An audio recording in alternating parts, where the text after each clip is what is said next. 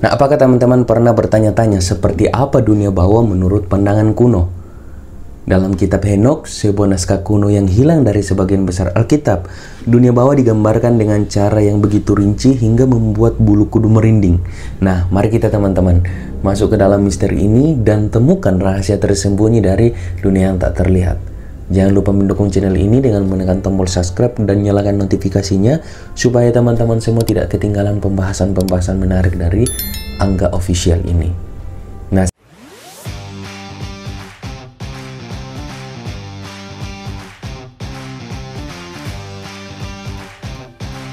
sebelum kita masuk ke bagian dunia bawah ini yang kita akan bahas, mari kita kenali dulu terlebih dahulu kitab Henokh ini yang kita bahas. Kitab ini diyakini berasal pada masa sebelum Yesus, ya, dan dianggap sebagai salah satu teks apokrif yang penuh misteri. Henokh yang disebut dalam Alkitab sebagai orang yang berjalan dengan Allah mengklaim telah diangkat ke surga dan diberi wahyu tentang alam semesta dan termasuk dunia bawah yang kita akan bahas. Nah, menurut kitab Henokh, dunia bawah terbagi menjadi 4 bagian utama, masing-masing memiliki tujuan dan penghuni yang berbeda-beda. Nah, mari teman-teman kita telusuri satu persatu. Yaitu yang pertama, tempat bagi orang benar yang menunggu penghakiman.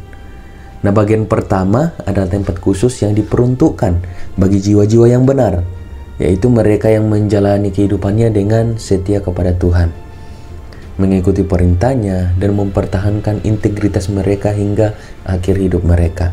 Nah, jiwa-jiwa ini dipercaya sedang menantikan dengan sabar kebangkitan tubuh mereka dan penghakiman akhir yang akan menentukan nasib kekal mereka. Nah, tempat ini sering digambarkan dalam berbagai tradisi sebagai ruangan yang penuh dengan kedamaian, di mana tidak ada penderitaan, kesedihan, atau beban duniawi yang mampu menjangkaunya.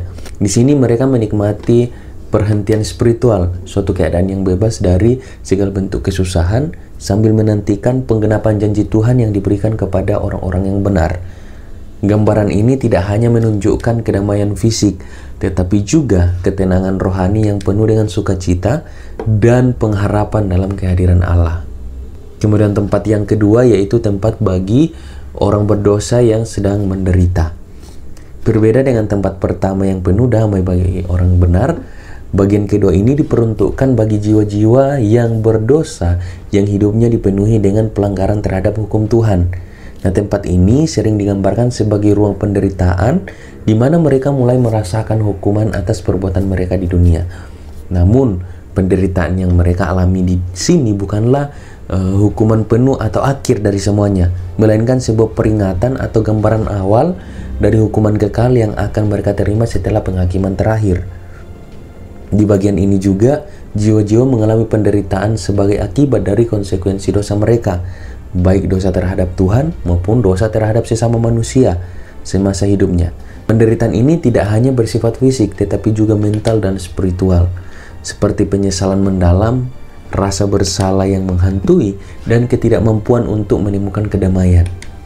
Nah, gambaran tentang bagian ini sering muncul dalam berbagai tradisi dan tulisan kuno sebagai tempat yang suram, jauh dari terang Tuhan, dipenuhi oleh kesedihan, ketakutan, dan rasa kehilangan harapan. Nah, meskipun demikian, tempat ini bukan tujuan akhir. Jiwa-jiwa di sini menunggu penghakiman terakhir ketika Tuhan akan menentukan nasib kekal mereka berdasarkan kehidupan dan pilihan-pilihan yang mereka buat di dunia ini semasa hidup mereka. Nah, dengan demikian, bagian kedua ini menjadi pengingat yang kuat tentang konsekuensi dari kehidupan yang jauh dari Tuhan dan kehendaknya. Kemudian tempat yang ketiga yaitu tempat bagi jiwa yang tersesat. Nah, bagian ketiga diperuntukkan bagi jiwa-jiwa mereka yang menjalani kehidupan tanpa tujuan yang jelas, tanpa arah, dan tanpa memilih jalan kebenaran.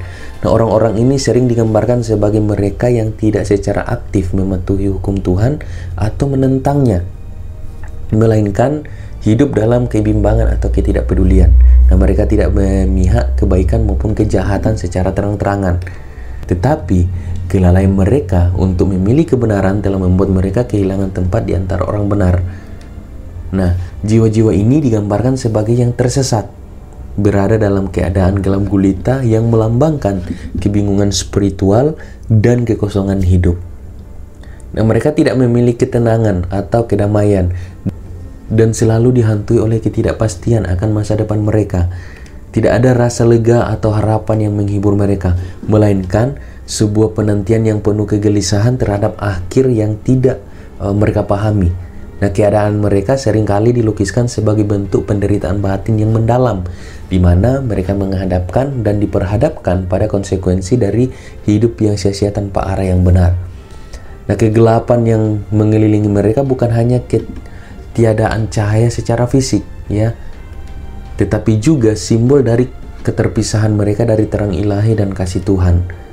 Nah, dalam keadaan ini, mereka terus menantikan penghakiman terakhir, meskipun tidak ada jaminan atau kepastian apakah nasib mereka akan berubah atau semakin memburuk nantinya. Nah, bagian ini menjadi pengingat akan pentingnya memilih jalan hidup yang benar, karena kelalaian untuk melakukannya dapat membawa jiwa ke dalam keadaan yang penuh kegelapan dan kehilangan arah atau jauh daripada Tuhan. Kemudian tempat yang terakhir atau tempat keempat yaitu penjara bagi para malaikat yang jatuh, ya. Nah, bagian terakhir ini yang sering dianggap sebagai bagian paling menyeramkan, teman-teman, adalah penjara abadi yang diperuntukkan bagi para malaikat jatuh. Malaikat-malaikat ini adalah makhluk surgawi yang memberontak melawan Allah, meninggalkan posisi mereka yang mulia ini untuk melawan kehendak Tuhan. Nah, kisah pemberontakan mereka secara khusus disebutkan dalam berbagai bagian Alkitab, ya, termasuk dalam Kejadian pasal 6 dalam Alkitab Kristen Perjanjian Lama, di mana mereka digambarkan turun ke bumi mengambil tindakan yang bertentangan dengan rencana ilahi yang menyebabkan kerusakan besar di antara umat manusia. Nah, tempat ini juga para malaikat jatuh dirantai dalam kegelapan abadi, jauh dari cahaya dan kehadiran Allah. Nah, rantai ini sering dipahami secara simbolis maupun harfiah, melambangkan keterikatan mereka pada hukuman yang tak terhindarkan dan ketidakmampuan mereka untuk melarikan diri dari keadilan ilahi. Nah, kegelapan di tempat ini bukan sekedar ketidakadaan cahaya fisik, ya teman-teman, tetapi juga wujud pemisahan total dari terang kasih Allah yang menyebabkan penderitaan spiritual yang mendalam. Nah, penjara ini tidak hanya menjadi tempat penghukuman sementara, tetapi juga tempat menunggu penghakiman terakhir, ketika mereka akan dihukum secara penuh atas pemberontakan mereka. Nah, surat Yudas pasal 1 ayat 6 menguatkan hal ini dengan menyatakan bahwa para malaikat yang tidak memelihara kedudukan mereka akan meninggalkan tempat asal mereka, telah ditahan dengan rantai abadi dalam kegelapan sampai hari penghakiman besar. Nah, keberadaan penjara ini sering menjadi pengingat kuat akan konsekuensi dari pemberontakan melawan Tuhan dan kehendaknya. Ini juga menunjukkan keadilan Allah yang mutlak, ya teman-teman, yang tidak hanya berlaku bagi manusia tetapi juga untuk makhluk surgawi yang melawan kehendak Allah. Nah, tempat ini adalah lambang dari akibat fatal dari kesombongan dan penolakan terhadap otoritas Allah. Mengapa Henokh menggambarkan dunia bawah ini begitu rinci? Apakah ini sekedar mitos atau sebuah pengingat? Kitab Henokh memberikan pesan yang dalam bahwa setiap tindakan kita di dunia ini memiliki konsekuensi, baik untuk saat ini maupun untuk kehidupan yang akan datang setelah kita meninggal, teman-teman. Nah, kisah Henokh memberikan gambaran yang sangat kuat tentang apa yang terjadi setelah kematian. Apakah kita siap untuk menghadapi apa yang akan terjadi di balik tabir kehidupan kita ini, atau apa yang akan terjadi setelah kematian kita? Tinggalkan pendapat kamu di kolom komentar, ya teman-teman. Dan jangan lupa dukung channel ini untuk men-like serta men-subscribe dan nyalakan notifikasinya supaya teman-teman semua tidak ketinggalan video-video menarik di channel Angga Official. Sampai jumpa di video berikutnya. Terima kasih.